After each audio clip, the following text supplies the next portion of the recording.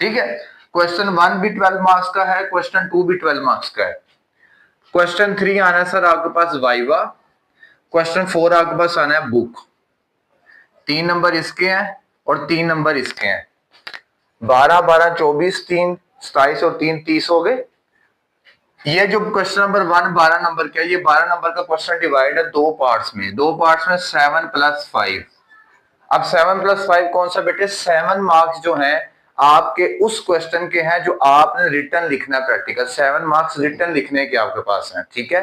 और 5 मार्क्स आपके पास किसके हैं? परफॉर्मेंस के हैं क्वेश्चन 1 में। इसी तरह क्वेश्चन 2 में 7 मार्क्स आपके पास रिटर्न के हैं, 5 मार्क्स परफॉर्मेंस के हैं। अब रिटर्न में सबसे पहला क्वेश्चन आता है, सर रिटर्न में क्या क्या लिखना है?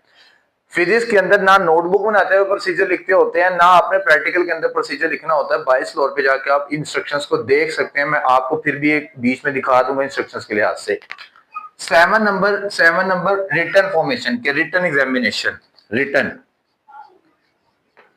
रिटर्न में क्या क्या लिखना है? फिजिक्स के प्रैक्टिकल की बात चल रही है। रिटर्न के फिजिक्स प्रैक्टिकल में सर आपने लिखना है मटेरियल रिक्वायर्ड, जिसको आप ऑपरेटर्स कहते हैं। मटेरियल रिक्वायर्ड लिख लें।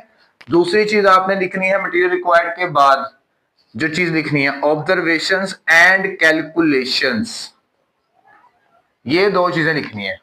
3 चीजें कर सकते हैं आप इसको, material required, observation and calculation. Observation क्या है? ऑब्जर्वेशन में आप टेबल बनाते हैं, 3 रीडिंग्स मिनिमम लिखनी होती है आपने। ऑब्जर्वेशन में टेबल बनाते हैं और कैलकुलेशन में फाइनल कैलकुलेशन करते हैं, जैसे एवरेज फाइंड करनी है, area of cross section find करना है वर्नियर कैलिपर के लिए, स्क्रू गेज के डायमीटर या थिकनेस फाइंड करनी है, वो आता है कैलकुलेशन के अंदर। जब आप फार्मूलास पुट करते हैं, A = πr², A = πr³, ये कैलकुलेशन में आता है। मटेरियल रिक्वायर्ड, ऑब्जर्वेशन और कैलकुलेशन, और इसके अलावा कुछ भी नहीं लिखना। ये सिर्फ 3 चीजें लिखनी है आपने, बात ठीक है।